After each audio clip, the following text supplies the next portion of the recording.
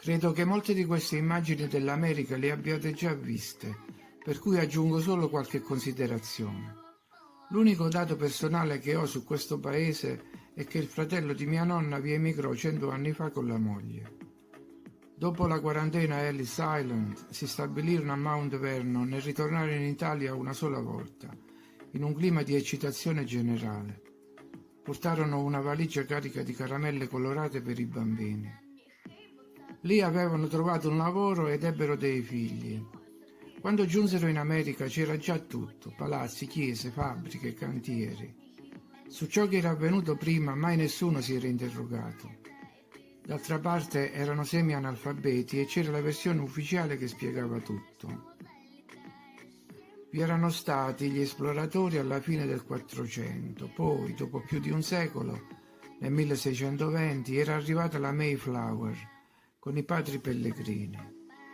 Ancora dopo la guerra d'indipendenza, la conquista del West, le città di legno dei pionieri e, magicamente, i palazzi neoclassici, fra una guerra civile e le guerre indiane, fra incendi di città e terremoti.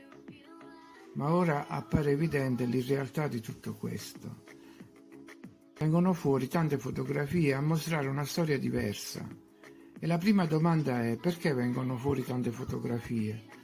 Forse perché a nessuno interessa più la verità dopo tanto tempo, o perché vogliono vedere se qualcuno è ancora capace di stabilire delle connessioni. E noi siamo ancora capaci di connettere o no? Hanno fatto l'impossibile per demolire il passato e ora mettono le prove in bella vista. È un altro test. Vogliono verificare se è più forte la voglia di verità o la forza di imporre la bugia. Allora questo è davvero un mondo sperimentale, gestito da forze oscure per fini poco chiari.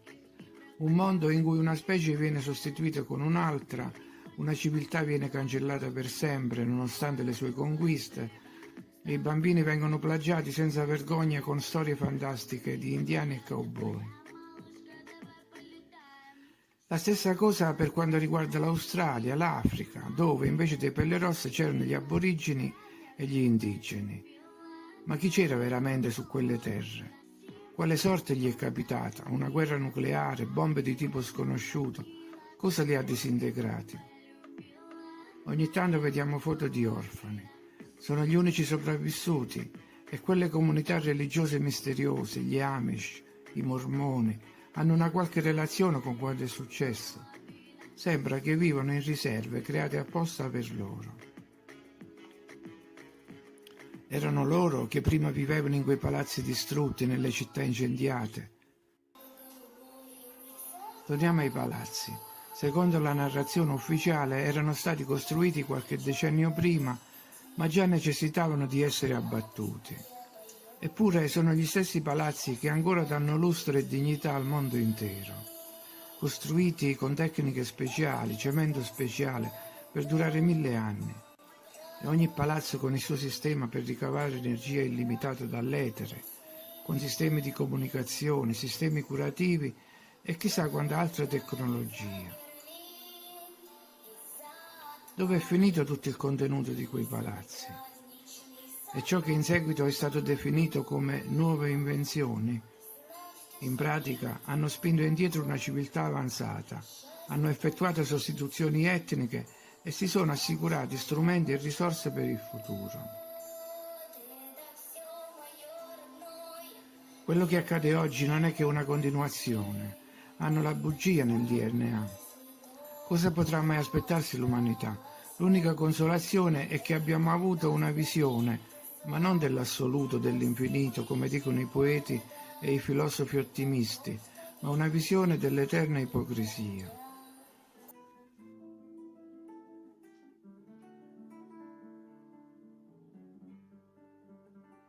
E lontano, lontano nel tempo,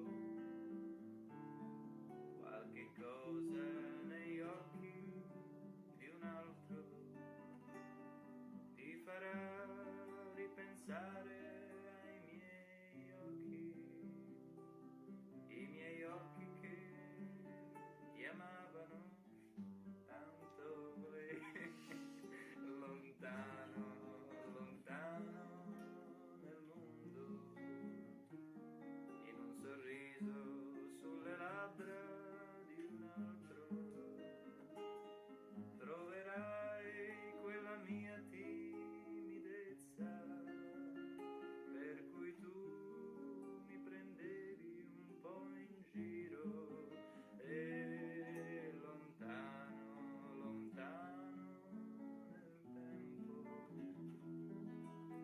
l'espressione di un volto per caso ti farà ricordare il mio volto, l'aria triste che tu